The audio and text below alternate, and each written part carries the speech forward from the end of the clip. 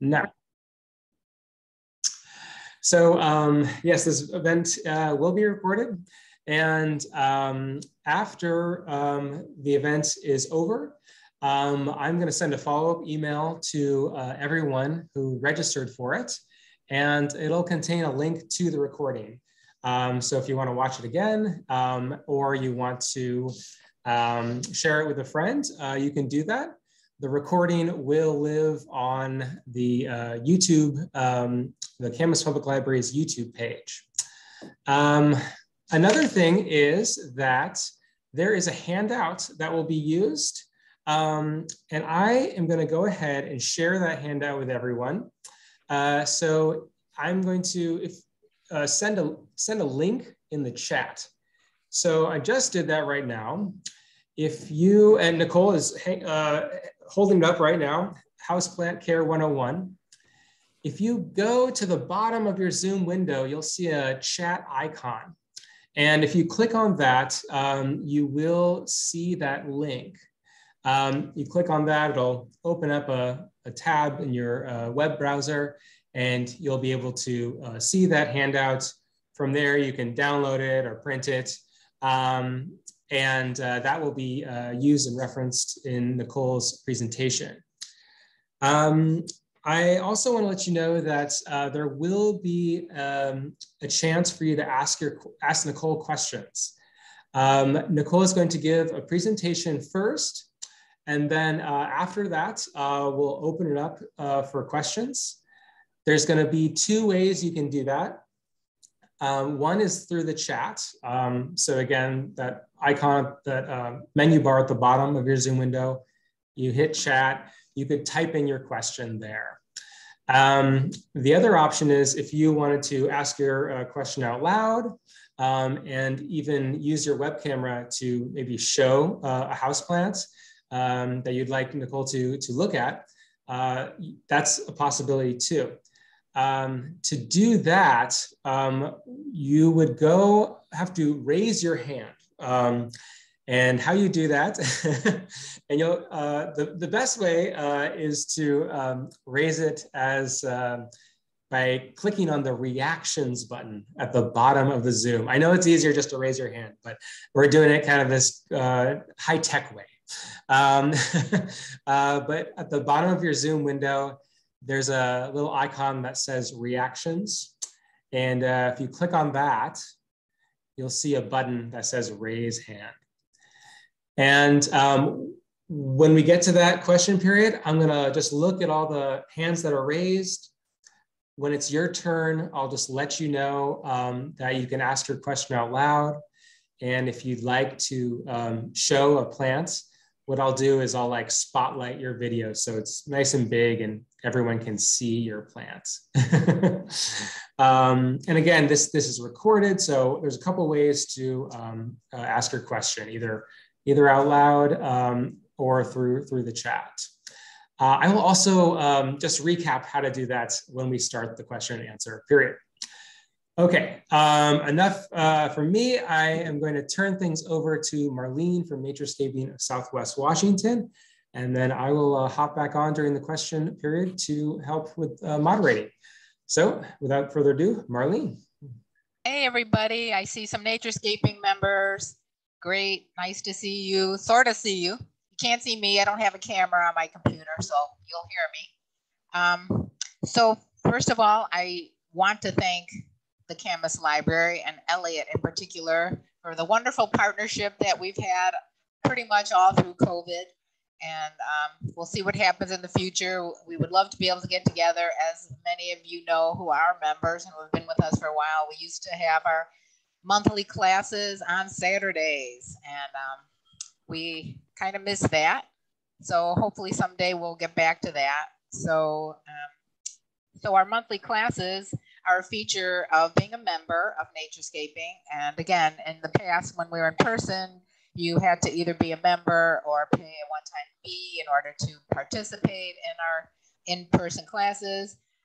Now it's on Zoom, so it's a little bit more difficult, but this is one of your membership benefits. Anybody who would like to become a member of Naturescaping, please go to our website, www.naturescaping.org, and you can join online now. That's kind of a new feature for this year, the end of last year. So you can join online. You can get these monthly classes for free when and if we ever change the way we're doing it. And also, I just want to let you all know that we are already in talks about our plant sale, which will be April 30th and May 1st. That's the last Saturday of, that's the April 30th, the last Saturday of the month, and then the Sunday would be May 1st. So again, if you are a member of Naturescaping, you get first choice at the plants. You get to come early, so you might want to consider that. And there's other benefits of being a member, mainly knowing that you are supporting an organization which tries to bring beauty and education and a place for people to enjoy it in Brush Prairie. So please check out our website if you're interested at all. And now, enough of that as well. I want to thank Nicole Forbes from what used to be Shorties and is now part of the Dennis 70s family, but she'll tell you all about that. She knows better about herself and she'll give you the full info.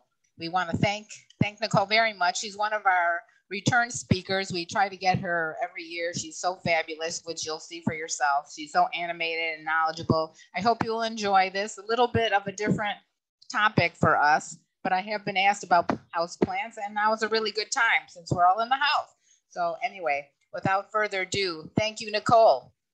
Hi, everybody. Welcome to my living room.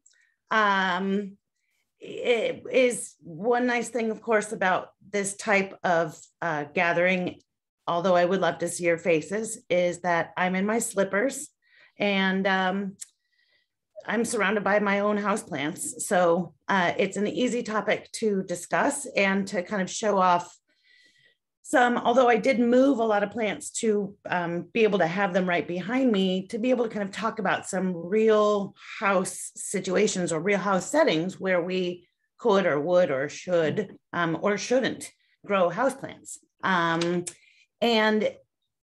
although, like Marlene said, this is sort of a newer topic or a different topic, I guess, for your group, the popularity of indoor plants or house plants has skyrocketed, especially over the last several years.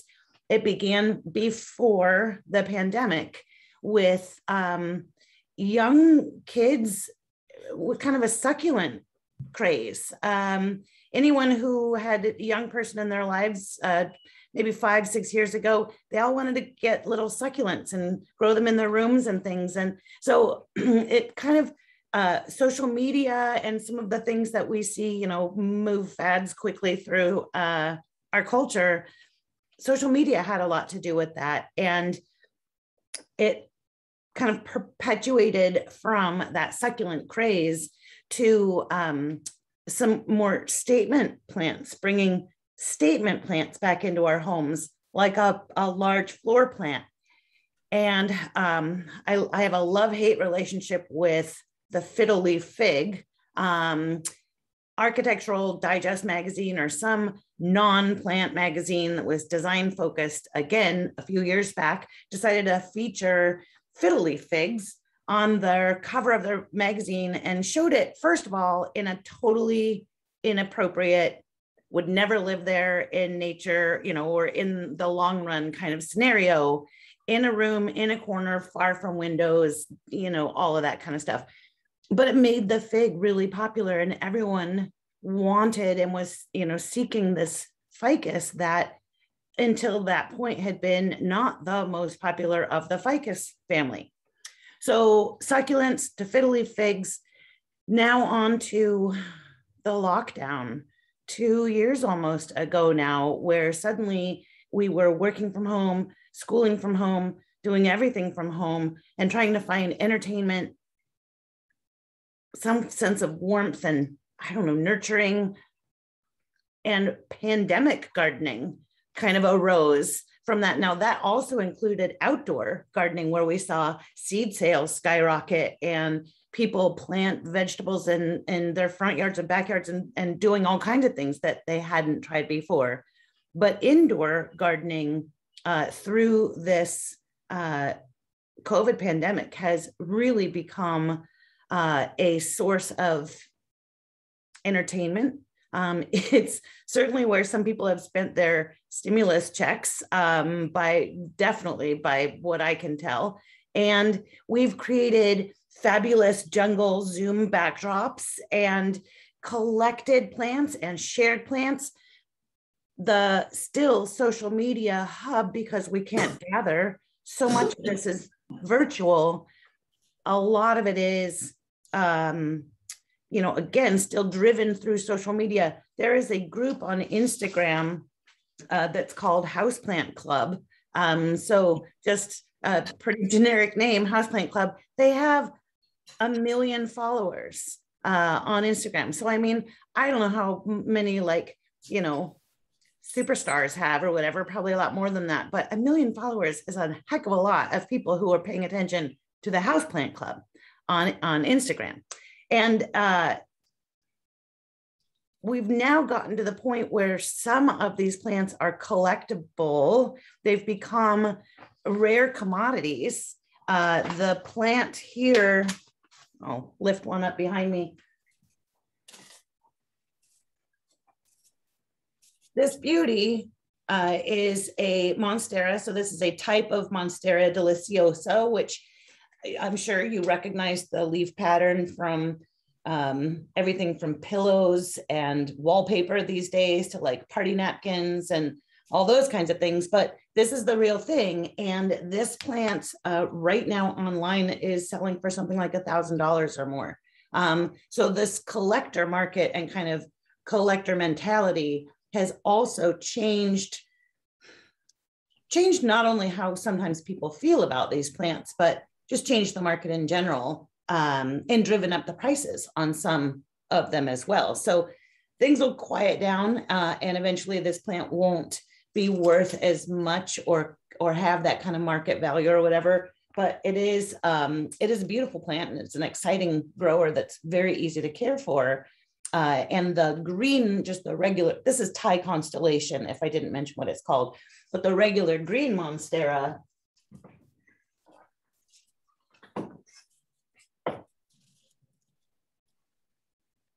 again is one of those that we see repeated on all kinds of patterns and designs right now.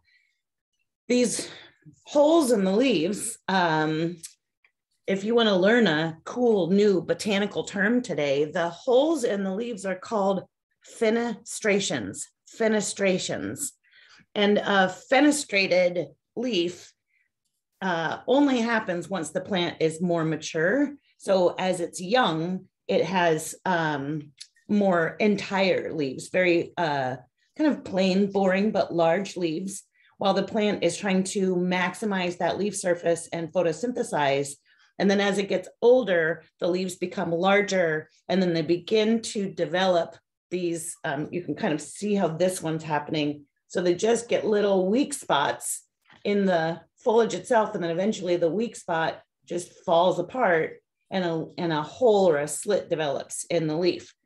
Theory is on some of these that sometimes they call this hurricane plant because they grow in tropical environments where there's crazy wind and crazy rain. And so if the leaf itself were so large, it may collapse and be damaged by a heavy rainfall or heavy windstorm. So it's perforated to allow all of the weather to kind of run through it instead of beat it up, which I think is pretty cool. This actually is a cutting. So if you look closely, you can see it's in a simple mason jar. I have taken this off of a larger plant. It has a very long aerial root. That's a root that wants to stay out of the soil. And it's a plant that tends to do that. If it were in nature, this aerial root would start to climb a tree trunk in the jungle, and eventually the whole plant would develop aerial roots off of the side of it. and it would actually begin to climb instead. So it has an interesting morphology in that when it's young, it's a kind of wide and wrangly bushy plant, but given the opportunity would climb and become vining. And once it starts climbing, the leaves become even larger.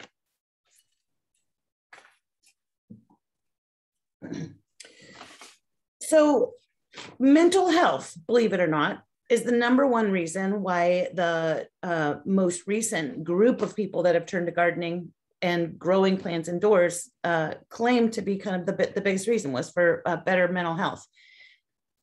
I know for myself that given the opportunity to slow down and nurture and take care of my houseplants gives me like a weekly routine and a check-in where at the same time as I'm looking after them, I've either got good music on and some laundry in and something good on the stove. It's a good comfort, take care of myself, take care of the plants day. Or sometimes I'll call my mom or my best friend. And while I'm watering and taking care of the plants, I'm also reconnecting to somebody, you know, that is important to me. And so again, at the end of that, mental health has certainly been served and I feel better. And it may not be because they raise the oxygen level or purify our air so much as all of the, you know, great things that are claimed by houseplants, but honestly, they're just pretty and they're fun to grow. When I talk about and teach growing houseplants, today I had a class earlier this morning. I'm not even going to bother introducing myself because this is pretty clear who I am. I realize I skipped over that. I had a class earlier this morning. I do all of my classes on Facebook Live these days. There's no human beings in the room, which is, well, I have a camera person, but it's hard. It's sad. But it's always good to see that there's somebody watching. And today the topic was on indoor plant growing and specifically winter plant care, because stuff goes wrong most of the time. It goes wrong in the winter time for our indoor plants. I don't know, it's because we're paying more attention to them. Actually, I think that's why, because we're paying more attention to them. We water them more and there's just less sunlight in the first place. So they're kind of craving something that we can't necessarily give them, which is light. It is, the video that I did this morning was viewed over 200 times already. So again, this is something that we're all seeking good advice and good information on how to care for these plants. It's not intuitive. And I promise you that in order to grow a lot of plants, I've killed a lot of plants. Now that goes for inside and outside. So most of us that are gardeners outdoors know, well, I killed another Daphne. I'm going to dig it up and try somewhere else in my garden, or some other plant that we may have struggled with doesn't necessarily stop us from trying, as it shouldn't. So the primary and most important thing for growing plants, we're asked all the time when people are looking, let me put my papers down, looking at a plant, shopping at the nursery, and they'll come up with a little plant and they'll say, how much water does this plant need? How often? How much water? And that's our only focus, because I guess as far as us and a plant goes, that's about all we have to offer. We, like I said, can't be the sun. So we just want to know what do I interact? What is my interaction with this plant going to look like? If we could give you an answer, if there was a formula on how often or how much to water a plant, boy, would we. It would be shouted from the rooftops. It's not meant to be kept a secret, but the individual water needs of a plant has everything to do with its growing environment. So the type of plant it is, yes, but how much light it has. The same plant in low light will need watering less frequently than the exact same plant in higher light, because it photosynthesizes more and therefore uses more water. So most low light plants in general also are low water plants. So right behind me, one of the kind of queens of the easy care plants. This is mother-in-law's tongue, snake plant. Sansevieria, whatever you know it as, or whatever you want to call it. This is a plant that is so durable. It's one of the few plants in my home that grows in a space where it can't actually see out a window. So that plant has only very indirect light from a small frosted glass bathroom window. You know how those bathroom windows are? Not a lot of light's getting through. They're supposed to be kind of private. So that is the kind of light that the snake plant gets, which means that I water it about once a month. So not, and if I took up a habit of watering it weekly in that same spot that it lived, it would begin to, first thing it would do is begin to kind of fall apart. Instead of be so tight and collected, we would see it start to look like it's wilting almost. And when it looks like it's wilting, what do you think we're gonna do? We're gonna water it. So we've gotta also use everything we know about the plant, context of, well, first of all, be the only waterer, have some control on that in your household. If you've got other housemates or people in the house who want to take care of plants, give them their own and let them be the only ones that water them. But if you're not the only one that waters a plant, you just really don't know what's happening to it and how frequently it is happening. But on top of that, it's important that we really focus again on, is it a drought? Is it a thirsty plant? Is it an arid plant? And those also you'll have on the handout that we've provided for you is some examples of thirsty plants versus more arid plants, and the lighting and the different light exposures that you get from various windows in your home. And that, as I mentioned, is so key, because without adding supplemental light, we're left with what we have. So even if you maybe want to grow palms and cactus and feel like you're in Arizona all the time, you can't probably grow palms and cactus if all of your windows are north facing. You just won't get the bright light that those very plants need. So even if you want them more than anything, unless you give them that bright light, they simply won't grow. So either, again, adapting your light by adding supplemental, or adjusting your plant palette to low light plants that are more tolerant of those north windows. And even then, in most cases, you're going to need to be pretty close to the north facing windows. So the first thing you see on the handout that's attached is a description of bright light, medium light, and low light. And again, a short list of plants that do best in those different light conditions. And you might even have to Google Earth to find out. I don't know, does that window face east or west? I don't know. Some people know, some people don't. But an east facing window versus a west facing window. South, behind me are south facing windows. We still have a little bit of the setting sun that was shining just a minute ago directly in those windows, because the sun is so low still in the sky. And speaking of the angle of the sun and light availability, well, first of all, today, there are 52 days left until the first day of spring. So that ought to put a smile on everybody's face, because who's counting? I don't know, but 52 days doesn't seem like too long now. So 52 days, and every day now is brighter, a little longer. The light is out. We're past even the 5 o'clock sunset. So now it's late beyond when I get off of work and walk out to my car. So that's exciting. And the creatures that knew that the daylight was extended already before I did was all of my plants. They know when it is winter, and they know the change in the light angle, the duration of the daytime, and the kind of quality overall of light, the daylight. I heard some chatter before in the before class got started about my plants aren't doing so well, and it's maybe because my house is too cold. So I was 10 days without a furnace this winter in early December, and I have hundreds of houseplants. And so you could imagine I was kind of freaking out.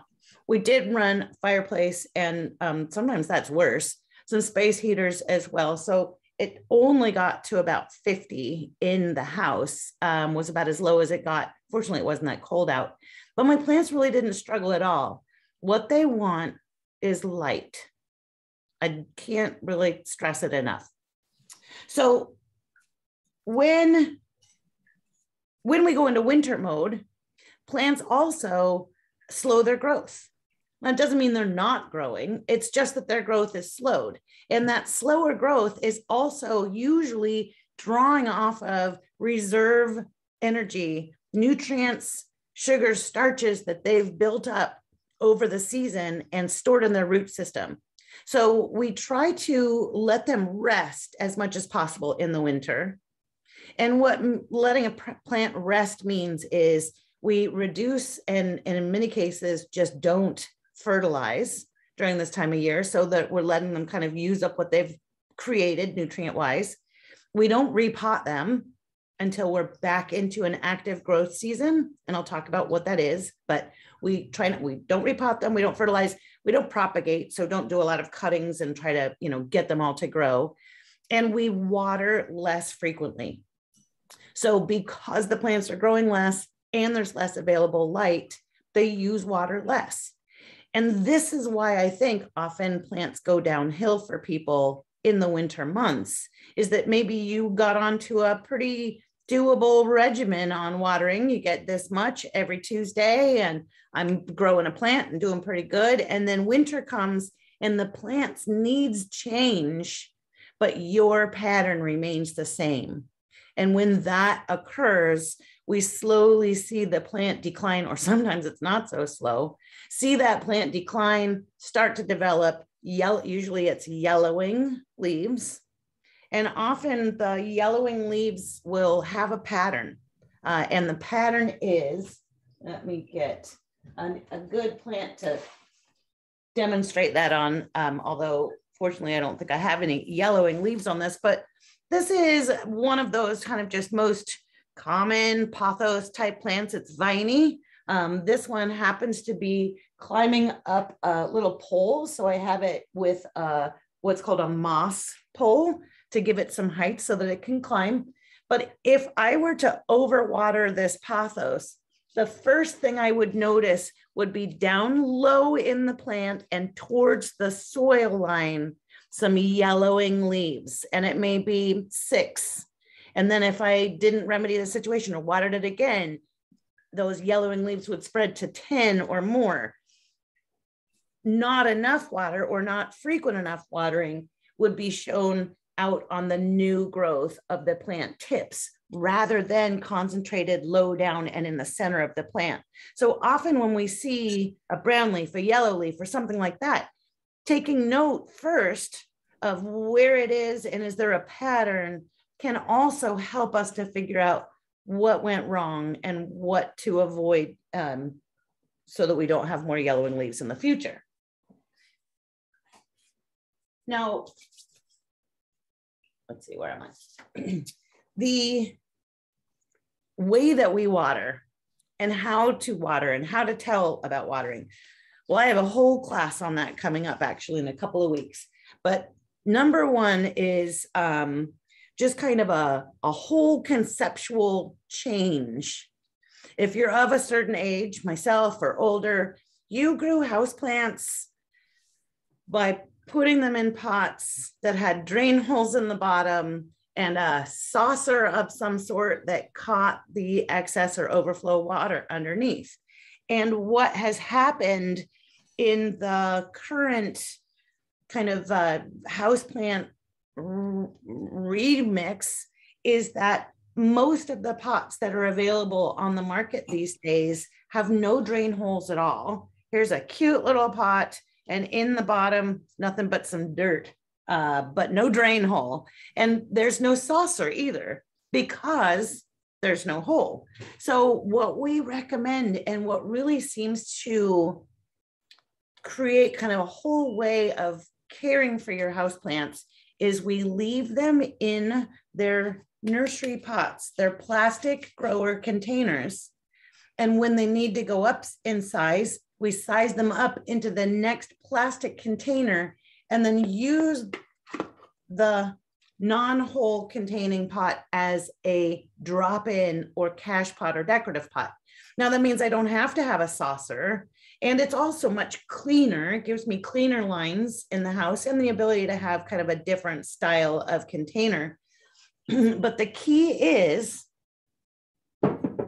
juggling plants here, the key is that the weight of the plastic container is almost nothing. We know a little plastic pot just as light as a feather. So what we use that to do is feel the weight of the entire potted plant to gauge how much moisture is in the soil instead of sticking our finger in. Instead of a moisture meter or any other method of determining how wet it is, how far down or when to give it water, is we simply say, how heavy is it? This is kind of a fun one to shake around, I guess, because it's quite reactive. This is a friendship plant. Sometimes they call it a Chinese money plant. I will tell you it's called Pilea peperomioides, but friendship plant or Chinese money plant will get you pretty much what you want. But we want this plant is thick-leaved. You see how shiny it is? So it's got a shiny waxy coating, thick leaf, not quite thick like a succulent, but still pretty thick and firm. And so it does not need a lot of water and likes to dry out in between waterings. So I want to get it almost as heavy as it is now, where it's really quite light. I can kind of balance it. You can't tell how heavy it is. But when I water this plant, once it's watered, I want to feel that it's maybe doubled in weight and feel that it has gained weight. And that tells me that it has thoroughly been saturated. And that will give me on this plant about 2 weeks at this time of year between needing to water it again. This is in like a 5-inch container. So, and yes, this plant is growing out the bottom. So it's a plant that likes to self-propagate, which is why it's called a friendship plant. It's pretty easy to grow, likes medium or bright light. And like I mentioned, not too wet in between, but you can break off these little pieces. So I could break this off, or as you see in the inside of the plant, it's got a little baby sitting off to the side of where the bigger plant is. So that I can sever, dirt on my laptop, I can sever that and it should have little roots on it. And then I could pot it up and give it to a friend as well, or just start a new plant. Now, light-wise, I'll show you that what this plant has done, and it does it every time I move it. But when you hear people talk about rotating your plants, especially in the wintertime, so can you see such an angle? So you see that the whole plant is oriented towards one direction. All of the leaves are facing here. If I turn it this way, now you can see all of the leaves are all facing the same direction, which was the direction that they were pointed out at the sun. So it's important on maybe every time you water, so let's say right now, a 2-week basis, that you rotate the plant, and it's going to recalibrate and kind of readjust itself so that it changes its pattern and grows more balanced. Otherwise, over time, the whole stem becomes crooked and the whole plant becomes crooked. And then it's very difficult to correct. And I'll show you one that that has happened to. So this is a mess of a plant, but I love her anyways. You can see a big swoop over to the side where it really started heading for the light source. And then I'm trying to correct it back with, again, another one of those moss poles. If you look closely at this beauty, this pink splashed leaf and all of the new growth, which is kind of a burgundy Merlot color, that's the natural color of this philodendron. And this is another one that has like its own Instagram account. It's called Pink Princess Philodendron, or for those of us that know plants, we just call it PPP. So Pink Princess Philodendron, but it's got a funny curve to it right now. That is because it didn't get rotated in time. So using that weight and allowing a plant to go almost completely dry, this plant yesterday, 2 days ago, was really quite dry. In fact, when I came to check on it, the leaves had actually gone into, it's not a formal term, but it's called the taco phase. You'll remember, and you know what a taco phase must look like. The leaves actually, they don't roll up. When they're dry, they roll down. So all of the leaves of my philodendron that was so thirsty had rolled downwards and had started to kind of taco up. And so it took almost 24 hours for it to respond and get back to a more normal looking phase. It didn't wilt. I mean, it wasn't like flattened, but I could see that taco phase, and I know that that's right before wilting. Now, I had been watering this plant about every 2 weeks, but I think with the extended daylight hours and maybe more heat in my house or whatever, it needs it just a little bit more frequently. So again, just paying attention and being in tune with that. When a plant gets extremely dry, often when you water it, you pour a little watering can over top of it, the water just kind of beads over the top of the crusty surface and then goes down the side of the pot and out the hole and skips the whole saturation business. So you also want to be sure, succulents, they're famous for this, that when you water, that the plant actually gets water. I know that seems obvious, but that's where, again, using the weight technique can really help you to determine, did it get wet and soaked enough? Often we have to bottom water a plant that's gotten very, very dry. And bottom watering is just what it sounds like. A basin or a tray, I use like a old dish tub, just a kind of plastic low basin that I fill with about 1 inch of water and then set the plants into the inch of water. These holes on the bottom and capillary action to the root system and soil starts to wick moisture up into the bottom of the pot. And that will slowly reabsorb even the crustiest, hardest of soil. And it may take an hour, it may even take 2 hours. And it's okay if it takes that long, because it's not like you're leaving the plant saturated, you're trying to get it to that point. When you do that type of thorough watering, that is what certainly is going to take you, to the next 2 weeks or to the next watering, rather than just giving it a little sip here and there of just enough to kind of keep it going. That's a recipe for ending up with too much water on the bottom portion of your root system, which will end up giving you problems, including root rot. But the first gross thing is fungus gnats. Are fungus gnats? Fungus gnats are gross. I'll put it that way. Overwatering your plants, indoor plants, creates a moist soil condition where a little fungus can begin to grow. That this tiny gnat, it's small, fruit fly-ish size, if not even a little bit smaller, but black, tiny little gnat that's around, finds the fungus and lays its egg on the soil, and then a little larva goes down in there and eats the sugars and starches on the root system and eats the fungus, and then hatches out as a little flying gnat that is just annoying more than anything.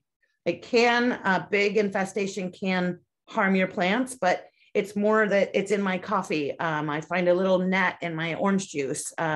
So fungus gnats, again, can be just back off on the watering. That's one way to eliminate or get rid of fungus gnats. If it is something that you've experienced before and you are looking for a fungus gnat solution, this is an all-natural product that is usually used for mosquito larva control outdoors. We use this in like bird baths and ponds and things. Doesn't harm fish, doesn't harm birds or wildlife.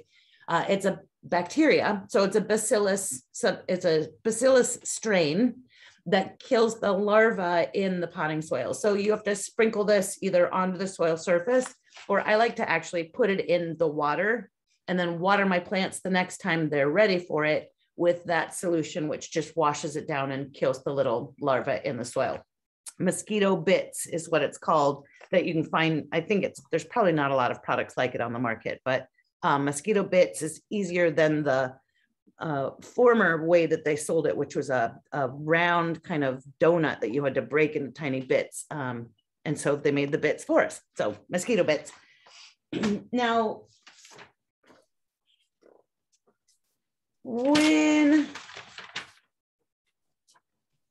we talk, as I mentioned, about winter and winter houseplant care, the timing, the months, when is winter for a houseplant? Winter for a houseplant begins in October. So the October through February are the winter months, or the like off season. Let them rest, October through February. And then from March through September is that active growing season where they can be fertilized more regularly, watered more regularly. We see more active growth. It's okay to repot at that time. Try to propagate if you've got a friend who wants the plants. Taking cuttings, they're much more easy to root and more likely to grow at that time of year. So at this time of year, we're really just, hanging on for these houseplants and trying to not kill them until they get back into more of an active growth cycle. It's, like I said, probably one of the hardest things to do in the winter months, to not kill your houseplants, because we don't have a lot of other options. So again, I'll show you a couple of fun plants and some kind of just interesting uses on how to grow some of these plants. And then we'll get to questions. Oh, and I'll show. So I employ a range of indoor grow lights in my home. I have an old home in Southeast Portland, and so the windows aren't all great. Like I said, these are south facing, but they're tiny. So my best window space, like east or north. And so I use grow lights because I want to grow a wider range of plants, including this lovely palm that I have just off camera, but they need brighter light to do it. So in several light fixtures, I have the Miracle LED, which is a bulb. It's like a $20 grow light bulb. It's LED, so it's not going to blow your electric bill up. It is, this particular version is wide angled. So it's ideally going to be maybe 3-4 feet above your plant itself, but it shines down in an easy, like 3 to 4 foot wide space as well. So people always want to put grow lights in, especially this, in just like a regular lamp. But really, if you think about the sun should usually be shining down on plants. So it is best if it's somehow shining down, whether that's in like a lamp that you can adjust, like a desk lamp that you could adjust, or I know it doesn't look great to have a shop lamp or whatever, but there are other options. And this just screws into a regular socket. So I have several of these. The only downside of this particular light is it is not the warm white light. It's not the harshest of the kind of cool blue LED, but it's not the warm white, or yellow kind of golden light. The other grow light that I have, and I have to flip my camera around so that you can see this, but the other grow light that I have is a higher end light that is also available at Dennis 7Ds, but it is, here it is, right? Well, it's not the chandelier. Here it is right here. So this is more of a canister style light that is actually just wired into the wall and plugged, not wired, plugged into the wall. It has a timer. It was easy to install. It has also LED, and I think just It's got better quality light. It's nicer looking, and it looks like the kind of thing that you would have in your living room, and not a shop light or a grow light. So there's a range. I also have a space where whatever you were showing just then, we didn't see it. Oh, shoot. I wonder why. Let's see if even just, thanks for telling me. Here we go. Do you see this light? Yes, I'm sorry. You were saying something about a chandelier, and I didn't realize that was what you were showing us at that time. Okay. Got it. It doesn't look too much like a grow light. This little canister here behind me, but you can see the nice, well, I've moved plants from where there was a lot of plants on that table that are now behind me on the fireplace mantle for class, but it casts a wonderful warm light on that space and gives me the ability to grow finicky plants such as that Audrey Ficus, which is kind of the next generation of the fiddly ficus or fiddly fig, if you're a fan of those. Now, while I'm walking around the house, I'll also show this plant behind me over my left shoulder. That is a Dracena. Oh, here we go. You can see her. That's another plant that sees almost zero sky.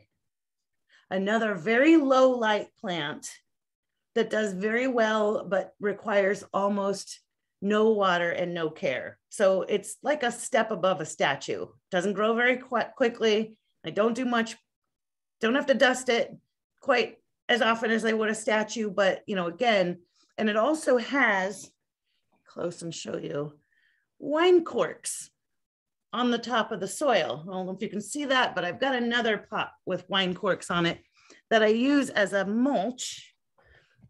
And here's a palm. Oh, yeah, there you go. There's a palm with wine corks. And wine corks not only help to kind of seal in moisture, just like a mulch would at home. Some people like to use moss, but I find that the corks are easier to remove and just make less of a mess than moss. And I have a couple of kitty cats, as you might have caught some of the ample cat trees that I have in the living room. And my kitty cats don't bother the plants to eat them, but they want to sometimes dig in the soil or lay in the pots. And so I have found that the wine corks are just enough of an obstacle to keep them from doing that. When, let's see,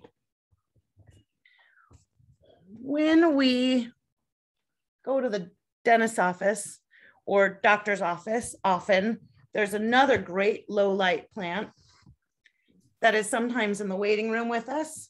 So this is an example here of one that has some beautiful, again, pink ribboning down the leaf, but another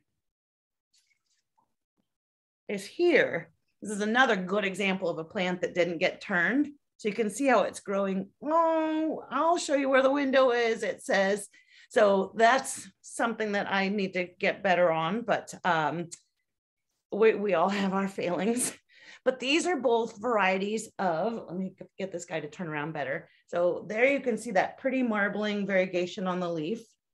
These are varieties of Chinese evergreens, also known as Aglaonemas.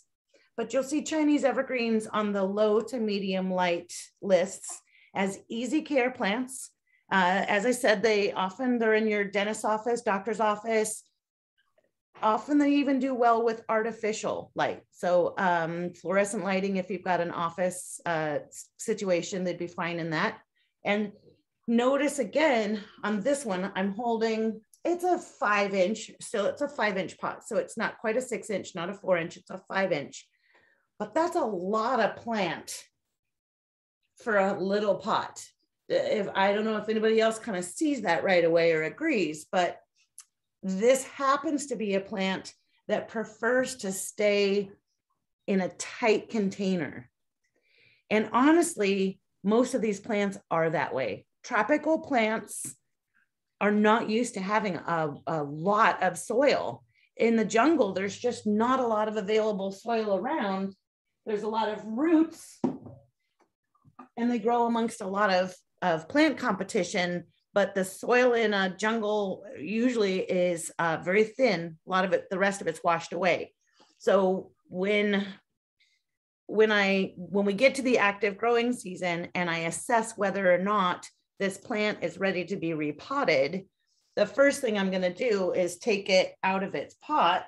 I'll do that right in my living room here. And I can see all kinds of roots on the outside, but it's not exactly like coiled up and gone crazy on the bottom. So this plant, I could go from a 5-inch, I'll probably go to a 6-inch. So I will give it 1 inch increase in size and call that good for at least the next season as it slowly grows. If I took this 5-inch pot and repotted it into an 8-inch, for example, that would be giving it way too much soil that the roots of the plant aren't yet able to move into or access the water in, which means again, as we water, all of that like vacant, empty soil is just going to sit there with water in it until it evaporates. There's no way that the roots can get into it. So we then really end up with a root rot situation, because if the roots are up here, they might be dry, even though the bottom of the soil is wet. So it's a tricky bit that we try to just go up size by size on most plants, incrementally, maybe 2 inches at a time.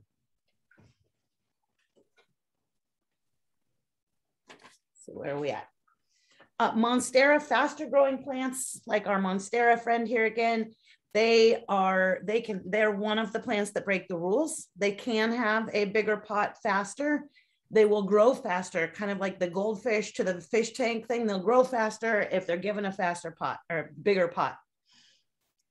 Also, the age of a plant can also kind of determine how frequently it needs to be repotted.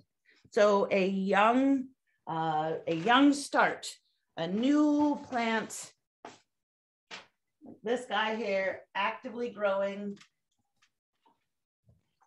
actually really going somewhere, this plant.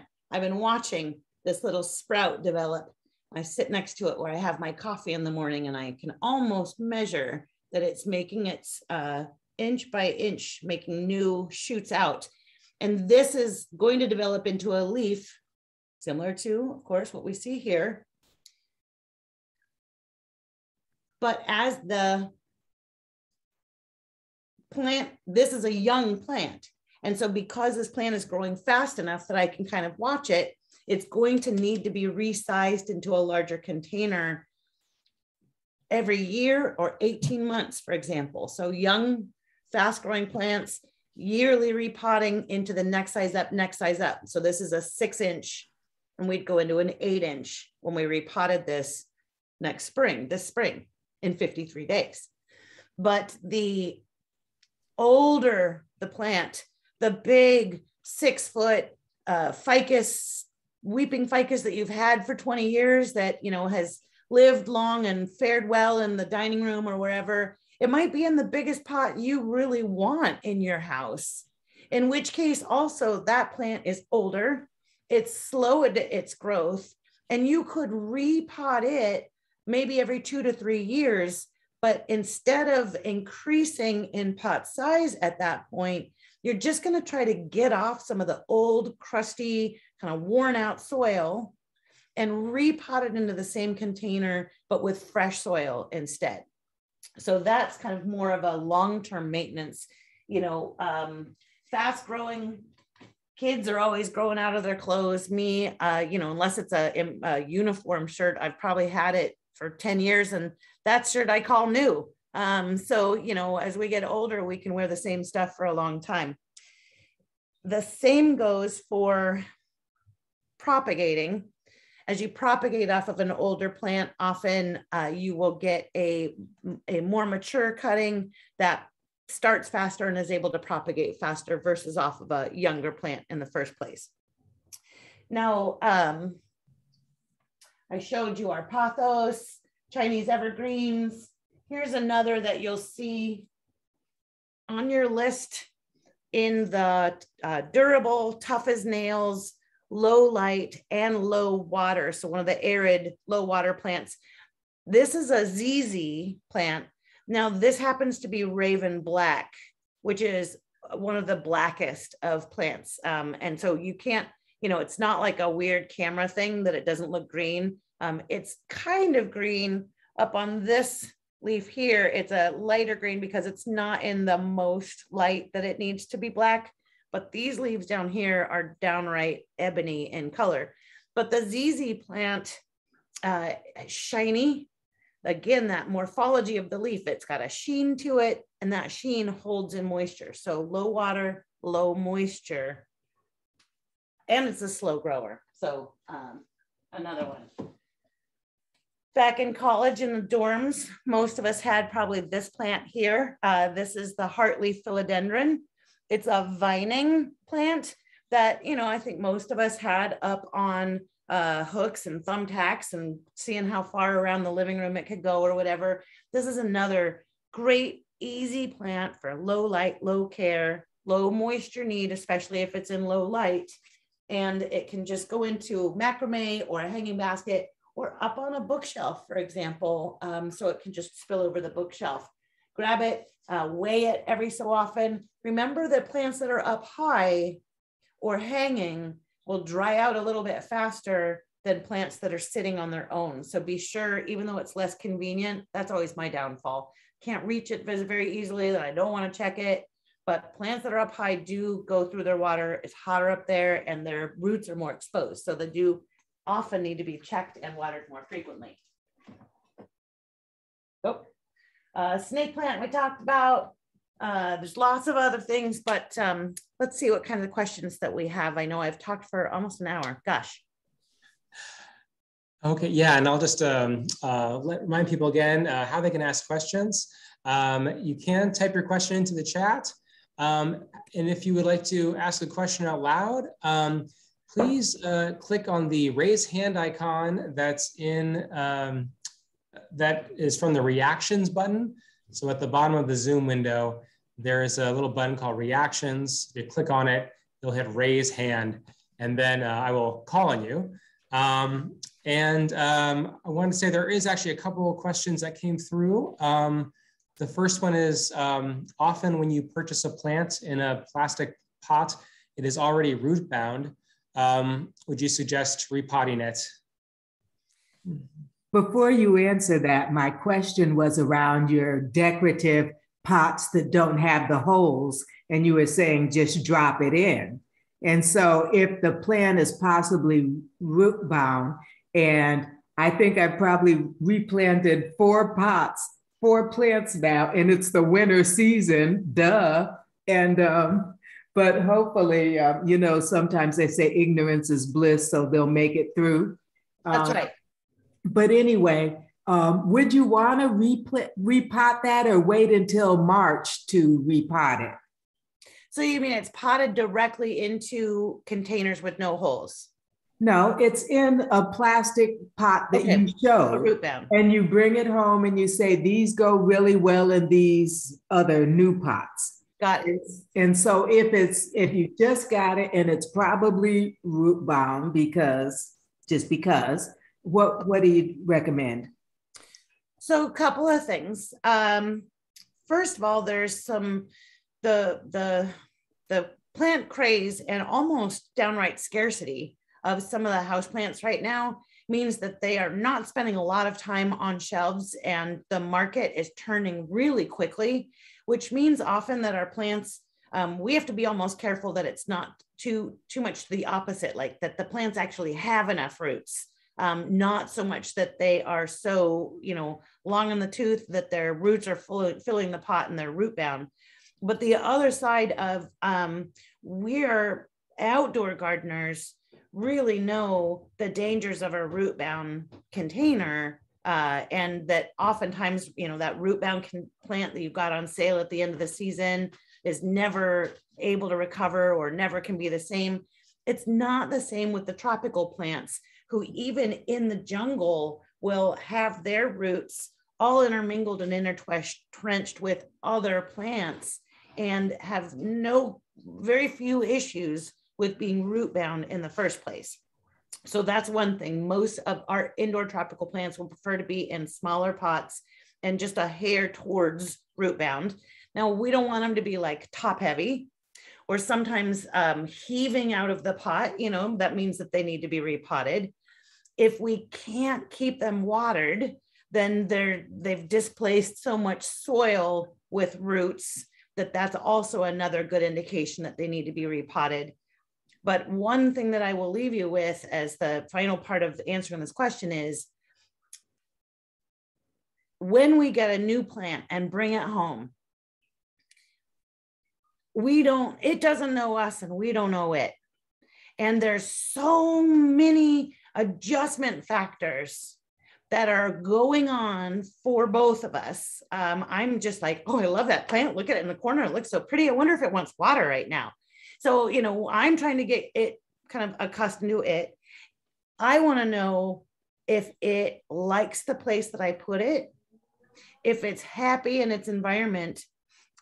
And the only way that I can really gauge that is if I only throw incremental changes at that plant one at a time. Taking it home, putting it in its spot, let's leave it for 6 weeks before we repot it or start messing around with it.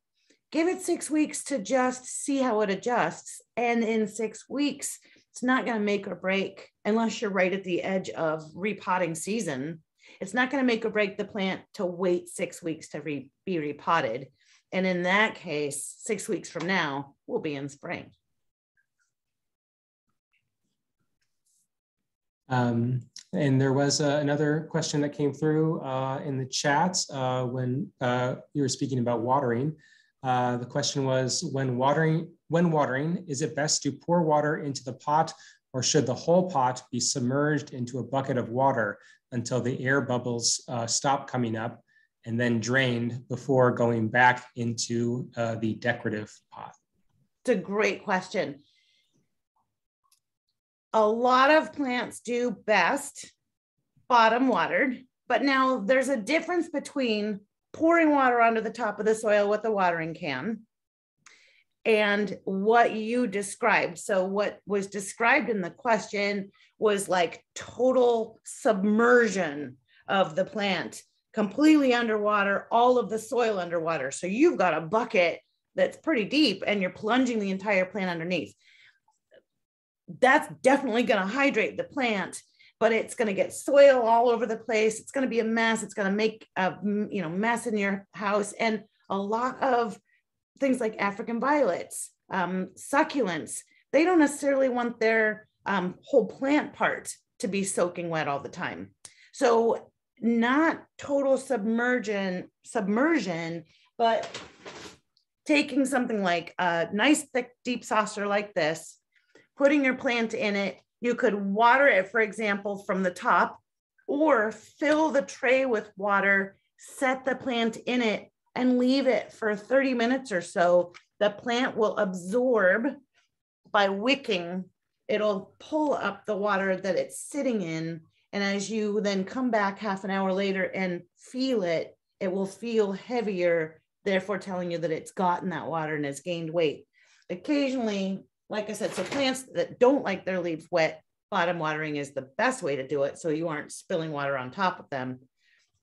But top watering can even kind of over time condense the soil. So especially on plants that like to have real loose, fluffy topsoil, the gravity and the weight of just constantly watering from the top can actually help to condense that topsoil and start to crush the roots at the top. Okay, I do have another question just came through the chat. Said, looking for advice on a money tree. How do I prune it to keep it small or braid the stems? I can show you my plant. And yeah, actually, Catherine, I happen to spotlight your video. One moment, I'm gonna do a little switch here. Everyone will see that. And now let's go and put the spotlight there. Okay. Yay. Hopefully you can see that, Nicole. Okay. Yeah. So we got it and it was little, like this tall and it's shot up like 3 feet.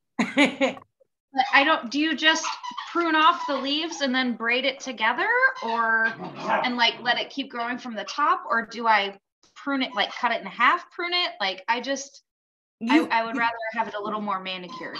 Yeah. Okay. Yeah. So you have both options, but it does look like it's grown a little, like it's floppy even a little bit. Yeah. So it's kind of leggy. I think that rather than braiding it, which you could do, but rather than braiding it, there's only 2. I would just trim it. And so where you're going to trim it, how tall is it totally? Like it's like 3 feet, 3.5 feet. Okay. It's on the chair right now. Okay. So like 1, 2, 3. I would cut off the top at least like 1, 2, 3 leaves at least, which is maybe a 12-inch section, and cut it right above a stem that comes off of the leaf stem that comes off. Yeah, so cut right above the next leaf that you want to save. Okay. And it's going to then regrow. It'll regrow a little new shoot that becomes the new top. Okay. From that space. So it may also branch just a little bit when you cut it, which happens when we prune, but that'll help it to fill out more and not be like such a beanstalk in its shape. Okay. Because I just have no experience with this. It was in the office for COVID and now it's on the floor in the living room. So well, you're growing money. Yeah, exactly. That's high prosperity. Chinese New Year is coming on Tuesday, so this is an auspicious year. Maybe I shouldn't trim it until after. Is that what you're saying? Yeah, and then money will just like come freely to you, I'm sure. Perfect. Excellent. Well, we're happy to hear that. Thank you so much. Absolutely. Nice job. My kid has one question to ask. Sure. Well, okay, now she wants to be shy. Don't be shy. Do you want to ask? Are you sure? Yeah. Okay, sorry. A philodendron that hangs in her bedroom, and we're just curious about the leaves. And I think you might have covered that. Is that just, these are lower leaves, so this is an overwatering? I think so. So when you water that, do you keep it in the pot and just put some water in? For the most part, yeah, because it's hanging. So should we just keep it out? Hard. Is there a schedule, or is it just when you think about it? It's mostly just when we think about it, kind of thing. Okay.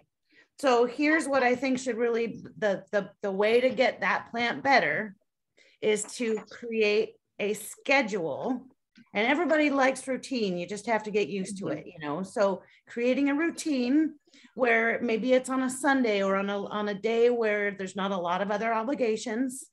And it becomes one of those things that we check the plant. That might be lifting it like you've done now. And if it's like really heavy, it's full of water. And then maybe dust a leaf or two, take a look for new growth, turn it as you rehang it, and leave it for the next week. Then next week, you'll probably water it. But that way you've done a check-in, made sure it doesn't need you. It knows you're there if if it needs you. And then you'll be back the next week to give it a thorough watering. And, if you're watering it every 2 weeks, maybe it's not the hardest thing to pull it out and put it in a little saucer and just let it, get thoroughly watered and then drip dry and then back up for 2 weeks, so twice a month. Okay. All kinds of stuff I have to do way more often. That's a pain. Anything else? Sorry. Thank you so much. Great job. Yeah, Cloneable, the money plant. That's what I was asking. Okay. Just want to remind everyone that if you have a question, feel free to type it in the chat, or you can use the raise your hand icon and ask a question, just like Catherine did. So at the moment, there's no questions, so open floor. Oh wait, Marlene has one. I'll have lots of questions if you want them. So, Okay, well, let's start with, do you ever think it's a good idea to make your houseplants be outside plants in the summer and then bring them back? I mean, I know there's a chance for bugs and that, but is that generally not a good idea? I totally get why you would do it. But I have been so burned by bugs that I won't risk the entire rest of, you know, there's hundreds at risk if I just put one outside for, you know, a little sunshine and air. I will put them out on a warm, rainy day with a light sprinkle to just let them get rained on, clean the leaves. That's a great thing for your houseplants. But staying out all summer long, for example, first of all, they can get totally sunburned. They're not used to the sun. I mean, think about us going out for the first day of summer. Well, a houseplant, you know, their sunburn doesn't wear off as fast. So they're going to look trashed for a long time after they've had too much sun. So we have to keep them in filtered light or on the covered patio, or be careful about that. Then if they're out there for months, scale, spider mites, mealybugs, you name it, they tend to just get pests, and pests are out there in the world, but so are predators, right? So there's this balance that's always kind of the delicate maintenance in nature. But once we bring these things inside, it's not nature anymore. It's like a tropical vacation with no predators. And we've, you know, jacked up the heat. The plants are close together. They're all, you know, on the windows, and the bugs can just literally hop from one plant to the next because they're all touching each other. And before you know it, you've got a pandemic. So if you put plants outside, it is an absolute must. And I beg you to do this. Just listen to one thing I say, and it is quarantine and isolate any plant that comes back in. We got that, right? We understand all of that. New plants too. Find the cheap plant at the office or at Home Depot or at a garage sale. Quarantine it for a week to 2 weeks. Put it in a room where there aren't other plants to make sure that it doesn't have some like bug infestation that's just gonna like population swell once it comes inside the house. So outdoor plants, bring them in, treat them as if they already have some insects, like just a basic insecticidal soap, spray them off, quarantine for a week or two, then they're cleared to join the rest of the population, and then they can come back inside the house. It's kind of a pain. I just keep them in. We got a few more questions in the chat. The next one is, any hints on what to do when going on vacation? Oh yeah, great question. Honestly, so with the exception of those really thirsty plants, prayer plants, ferns, for example, you've got plants that need that weekly check-in, especially in the summer months. And then there are plants that, I mean, you could go away for 2 weeks and really, they aren't gonna care. It's kind of a misconception that we need to be there and water our plants every week. We just don't. So unless you're going for, you know, a month-long vacation, in which case you've probably got to make some other accommodations at your house, leaving for 7-10 days, 2 weeks, your plants will be fine. Water them really well before you leave. Then close all of the blinds instead of leaving everything open. So you're gonna deprive them of sunlight, but that also is meaning that they're going to use that water that you've left them with less quickly.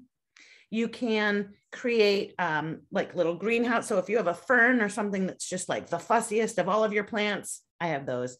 That one I have to water all the time, and everybody else is on like a more independent schedule. First of all, they're portable, so you could bring them over to a neighbor. I have taken a plant on vacation with me. We were just going to the coast, but I knew that I could just bring it along in the car. It would be easy to water on the way.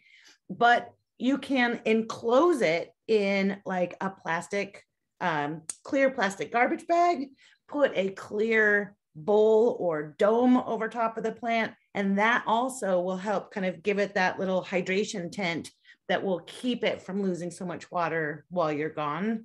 And then the worst case scenario is put them all in the same room, like a bathroom, where you can run your bathtub an inch deep of water and let all the plants sit in that 1 inch of water to just pull up the moisture as they need it for that time frame that you're gone.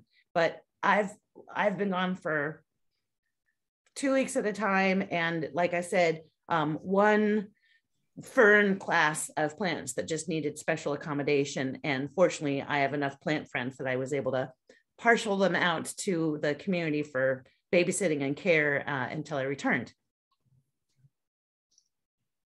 Okay. Actually, Catherine has a follow-up question. Is the money tree clonable? Like when I trim it, can I establish a new plant? That is also a good question. You would want to, gosh, it's one of the only props that I didn't actually grab to have around me, but there's a product that's called root tone or rooting hormone. Dip and Grow is a really common brand. You could root the cuttings that you take. However, being that we're in, if anything, I would wait and try to root those as we're closer to spring, when you've got a plant that's got more of that spring growth, active growth mindset, for lack of a better word, rather than trying to get it to root right now. It'd just be a lot slower. Okay, perfect. Thank you so much. Yeah, you bet. And I didn't, before we get another question, I forgot to like I said, I just jumped right in and didn't really say who I was. But as Marlene mentioned, Dennis's 70s, to be totally honest, we have owned the Shorties, formerly known as Shorties Garden Center, for several years now, 5 years, something like that, and wanted to just kind of slowly transition it over to our company name, our signage, and just as respectfully and kind of gently fold their whole operation into our company, including as many of the employees as wanted to stay. So there's still great folks there. But the location on Mill Plain has an excellent house plant or indoor plant inventory, especially at this time of year. And open to the public 9 to 5 every day right now. I'm probably going to be spending some more time up there as we get back to some in-person type of events, but we do have an event on March 3rd, I believe it is. It's the first Saturday in March at the Vancouver Mill Plain store, and it's with the Vancouver Rose Society. So I know it has nothing to do with plants, but I know you're all gardeners too. So the Vancouver Rose Society will be doing a rose pruning demonstration, which is always a good thing to be kind of reminded of at that time of year, to get outside and do some rose pruning. But most of the time right now, I'm found at our Lake Oswego Garden Center. And if you follow us on Facebook or Instagram, you'll see we do our weekly class videos. They're on different topics every week. And then if you don't have don't watch those live on Facebook, they're all recorded to Vimeo, and they're available on our website.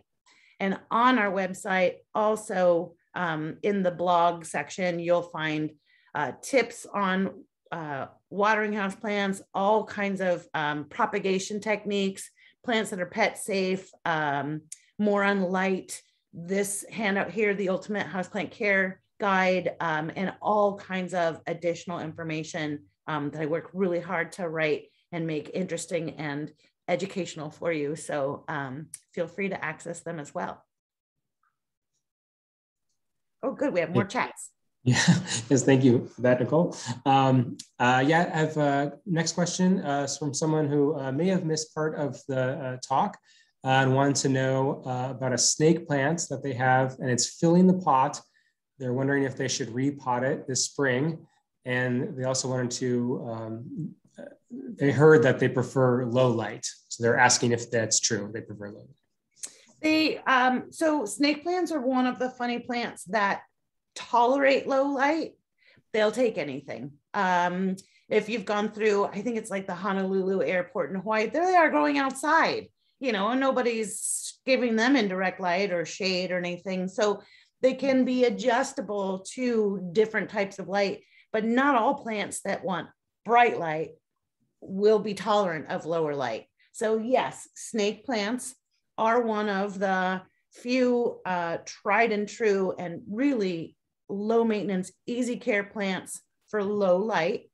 But in that low light, it is also critical that they receive low watering.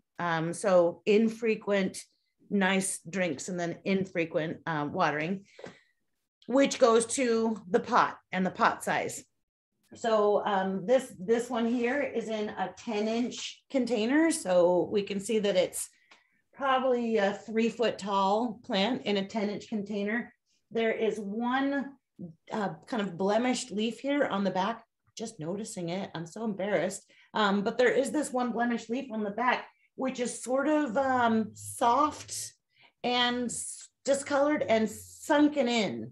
And so that is a sign that I'm watering this even just a little too frequently, at about once a month in the container that it's in. I can feel in some cases some roots kind of pushing on the side of the plastic pot, and snake plants will also like grow a new leaf kind of just like right out of the side of their roots, and sometimes like really throw an elbow in the plastic pot, like pushing it out to a point. I've seen them split them even, but slowly in time that new shoot will come out through the soil. It's not so important. I mean, this guy's filling the pot pretty much as well. It's not so important as to whether it's filling the pot unless it's literally to the edges, but I would inspect the roots to see if the roots are likewise filling the pot.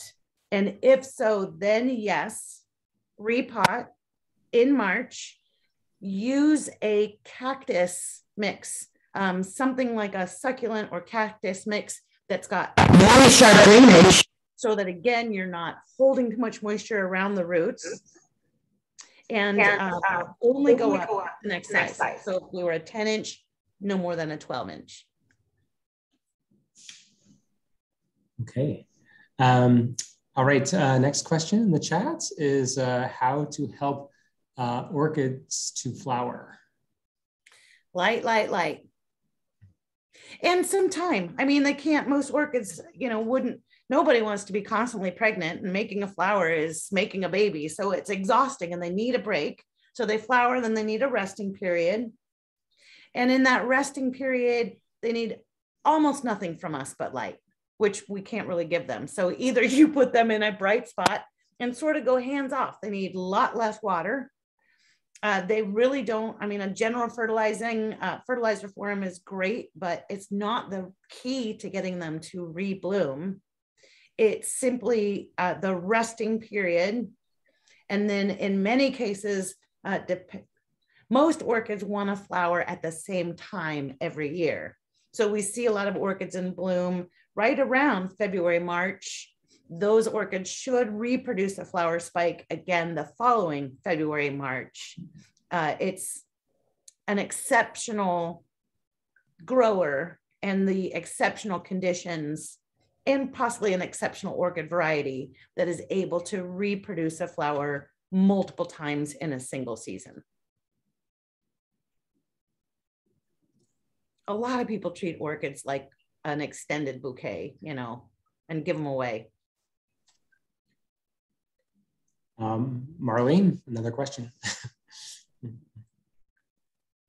So talking about succulents, I think I was part of that craze a little while ago where everybody was buying succulents, and I kind of forgot about this because I used to grow them a long time ago. Anyway, I don't know if everybody's experienced this. They get really, really leggy. The leaves fall, the bottom leaves fall off. It gets taller and taller with only top leaves, and it gets really ugly. And so what do you do? When you end up with like a succulent tree and a long thin stem where all the leaves have fallen off and a little rosette on top, Again, waiting until active growth season will get you a faster rooting, but you can snip the good looking top portion and set it back down on the root system. Succulents are like miraculous in their ability to regrow from simple pieces of themselves. One single leaf will reproduce an entire succulent, but you'll have a faster reproduction if you take that top rosette, just cut it off with the stem and put it further down right on top of the soil. You're not burying it or anything. You could dip it in a root tone if you want, but in most cases, again, pre-moisten a cactus mix, leave it on there. If you had to give it a little bit of like a humidity dome, just to help, that helps propagation in so many different ways. So while you're trying to get a cutting to root, you've got to help increase humidity around it, whether that's in a plastic bag or with a, you know, plastic cup turned up over top of it, whatever, giving it increased humidity, but not necessarily watering it until you see that a little root has formed or that the little new cutting has started to grow. The stump that's left, you can also cut further down so that you don't have such a long, just naked trunk. And in many cases, there will be growth nodes that are located, well, if this were my trunk, located further down on the trunk, that once you cut that long, vacant, spindly top off, will also be able to resprout. So you now are making two plants out of one that had done. So another term, you remember the earlier word? Anybody remember the earlier word? Fenestration. Fenestration is the holes in the leaves that make them so exotic looking. Another word is, oh gosh, did I just lose it? Etoliation.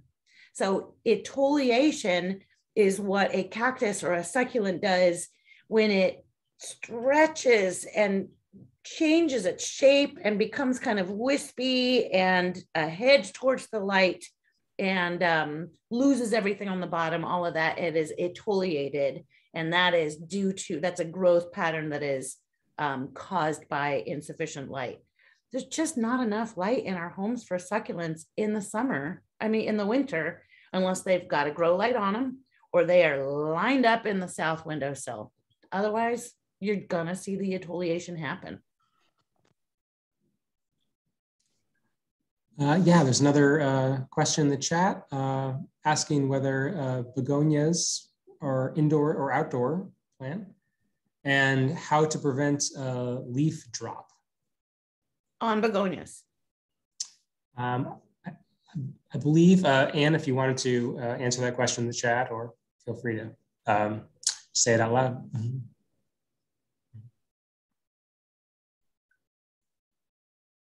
I'm assuming so. Well, so first off, are begonias indoor plants or outdoor plants? Yes. So there's a lot of different begonias that we grow, but some of the angel wing begonias, the fancy leaf begonias like the Rex, the escargot, those gorgeous patterned, almost metallic looking leaf begonias, they are not going to be cold hardy. We have one begonia that we can call a hardy begonia that is perennial in our zone, and that's called Begonia Grandis, a glorious sight to behold in the dry shade garden outside. And that's really an outdoor plant.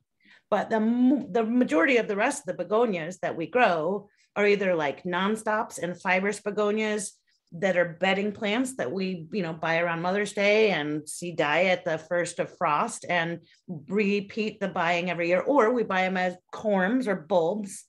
And then we can grow those begonias, lift the bulbs, protect them through the winter and replant them. So that's outdoor kind of life of begonias. Inside, these angel wings, the Rex begonias, oh gosh, I've got one that's called Brazilian Lady, they've just got these gorgeous names and beautiful foliage. They are indoor plants that are, I'm going to call them intermediate level plants. Not super advanced, but they're not the easiest plants to grow. And the biggest reason why is that they like high humidity. So they do want to grow in a room that's got either some additional moisture like a humidifier. They don't necessarily like to be misted because although they like high humidity, they don't really want their leaves to be wet. See what I mean? They're a little on the fussy side. So if you spritz them all the time, then their leaves are wet and then they can get like powdery mildew or other fungal problems on their leaves. So they're great in cases. If you come to our garden centers, you'll see that we've gotten these really pretty IKEA cases, like metal on the outside, glass windows, glass shelves. You can, you've all seen the IKEA hacks on the internet. You can IKEA hack everything. So you can turn these display cases into like grow cases by putting grow lights inside. And once those doors are shut, the plants are all kind of creating humidity around them and adding to the humidity inside that case and to each other, which benefits all of those plants that require high humidity in the first place. So you got to kind of seal them up, give them a tiny little greenhouse. If we're seeing leaf drop on begonias, my guess is, again, that it's being allowed to go either too, without knowing context, either too dry or not having enough of that ambient humidity, or possibly being kept constantly wet. But begonias being kept constantly wet, before long, they're not going to keep dropping leaves. They're going to just collapse and die. And Anne did do a follow-up comment saying, yes, was referring to angel leaf, or angel leaf is dropping. Right? Check for powdery mildew. A good light on it. Especially some of the angel wings have polka dots already. So, I mean, that can be kind of maddening because you're trying to look for spots on the leaves on a leaf that's spotted. But holding it up against, like holding the leaf up with light behind it can sometimes help you to see where there may be blemishes on the leaf, because you can kind of see the halo or see through the leaf the damage that doesn't necessarily pop out from looking at it just straight head on. My guess is that you're dealing with powdery mildew that's causing those leaves to drop, but increase humidity if possible, and that should help too. Okay, no new questions on the chat or hands raised, so the floor is open. We do have some more time for questions if anyone has any. You'll see on the handout, there is a whole section on humidity and ways to increase humidity. And I know that, we run our heaters, fireplaces, all of the things in our homes, especially at this time of year, really just contribute to drying the air out. So I'm constantly going for chapstick this time of year, lotion that helps to remind you that the air is dry in our homes. And so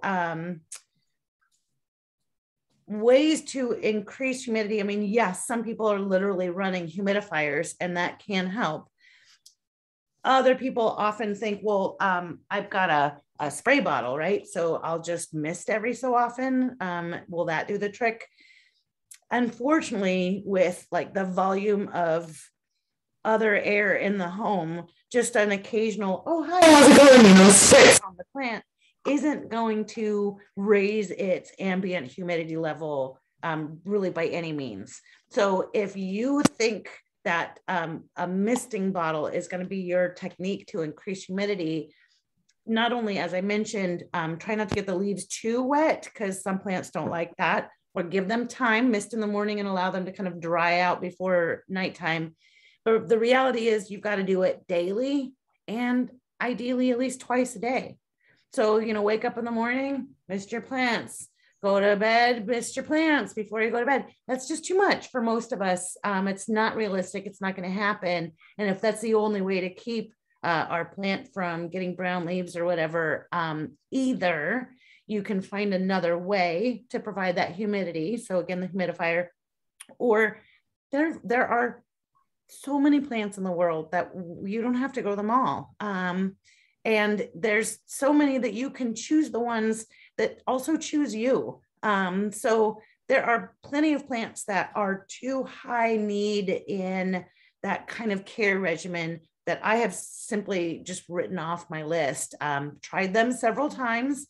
and have just decided I cannot, with my lifestyle and my growing conditions, I can't meet the needs of this plant, and other people can, and that's fine. So we can also kind of recognize that, and it certainly doesn't limit our options as far as the rest of the plant world goes. There was a question, another one that came through, and it's what is the website again, where we can find more information that you put together? I also, before you answer that, I just want to let people know too that I will send out the recording to this link, so you'll have that as well. Please go ahead. So Dennis 7 Ds, and the website is www. And then just like this, so Dennis 7 DEES.com. Dennis 7, the numeral 7 Ds.com. And from there, you'll have options to go through landscape. If you want landscaping, go there. But otherwise, if you want the information, stick with the Garden Center tab, drop down Garden Center. You'll see blog articles. And from there, you can go down the rabbit hole, read about hellebores, houseplants, hydrangeas, and that's just the H's. Okay, we have a hand raise. Yeah, Donnie, feel free to. I just wanted to thank you for answering my first question, and this has been invaluable. I just purchased 3 small little plants, and I was eager to get them repotted this week by the weekend. So this was timely, so I know to leave them alone. That's wonderful. And I appreciate this was very helpful. Thank you. Well, and to follow up on that, I love that kind of comment. So thank you. And again, being kind of isolated in the world of my laptop and tiny little boxes for the last 2 years. And as we kind of prepared for this class, you know, I kept saying, no, I have no PowerPoint. I don't do talks like that. If you've been to a talk from mine before, it's all about show and tell, and it's easy to get excited about this stuff. And it's easy to talk about. So it's really wonderful to get that kind of feedback. The bottom line is that Dennis 7 Ds would really like you to grow plants. And we would really like you to grow more plants and to be good at it. And then you'll buy more plants, and then you'll make plant friends, and you'll have plant parties and plants. So it's very important to us that we provide you not only with, I call this edutainment, because I hope that it is at least entertaining as well as educational. But so the educational component to feel confident to do these things. But I've been with the company for more than 20 years. I'm not going anywhere. I am someone you can reach out to. So that very same website, if you put an email or put a message into the contact us section, that also goes to my inbox. So if you have houseplant questions, plant questions in general, that just contact us on the website, and you can get your message straight to me. Well, it's not straight, it's like secondhand, gets to me, and I will reply to you that way. We do the classes, as I mentioned. I'm more than happy to help Catherine, if you bring your daughter in, we wear masks, we're very respectful and safe, but I would more than be happy to do some hands-on education with any young gardener, any gardener, but certainly a young gardener who's trying to figure these things out and grow plants. Hi, you're not so shy. Yeah, come and see me. So we desperately want to help you and be that resource. 20 minutes. And the last thing I'll say is that I offer a virtual houseplant consultation that's very much like this, but it's Skype, FaceTime, Zoom, however you want to do it. 30 minutes of you showing me your plants, and then we can troubleshoot and work on that. And then that goes with kind of back and forth email dialogue and communication from then. So if you're heavily invested and have a big collection and really need some help or hand holding, that's a great way to go. Otherwise, just come in and see us. We love to talk about plants. Yeah, I shared the website for Dennis 7 Ds. Excellent, thank you. And then there's just a lot of thank yous, and it was entertaining and educational. Thank you so much. This was great. Thank you. So just a lot of positive response. Wonderful. Oh, well, I was in my slippers in the living room, so didn't put me out much at all. And I see everybody else maintain some good comfort too. Jenny Pearson, I like the color of your wall. That's beautiful. What a nice blue. Well, yeah, if that's it, reach out to me if a question comes up in the middle of the night, or if one of your, if you need to ask for a friend, I'm here for you. Otherwise, thank you, Marlene. Thank you, Elliot. This was tons of fun. And I always love the opportunity to talk to you folks. Hope to see you in your beautiful faces one of these days soon. Yes, thank you, Nicole. And Marlene, did you have any final words before we go? Yeah, final words. Thank you again, Nicole. I'm one of those. I really appreciate it. And yes, it was entertaining and educational as always. And that's why we always have you back. I also wanted to tell people, the folks out there who are members or others who do get my newsletter, frequently I do have things in there from your website and actually also I want to let you all know that they do put out a newsletter if you want to sign up for that, right, Nicole? Yeah, every 2 weeks. And so I get that newsletter and I'm always stealing things from it, and I didn't even know you wrote it. So now I do. But yes, and I'm also always including your videos and your information. I frequently refer to that in my newsletter. So please feel free to contact me at Marlene. That's MARLENE, the number 52, N as in Nancy, S as in Sam, at gmail.com if you'd like to sign up for our newsletter, or go to our website on the contact and contact me and let me know you want my newsletter. Otherwise, the members are already getting it and I'm familiar with it. Thank you, Elliot, again, and Nicole, so much for this. I really appreciate it. And let's hope next time it's in person. Let's hope. And finally, don't forget our plant sale coming up at the end of April. And anybody who wants to volunteer to work the plant sale, again, please contact me either on the website or with that email address or the newsletter, or whatever. Thank you so much. Thank you. Thanks. Bye. Bye. Bye. Bye. Bye.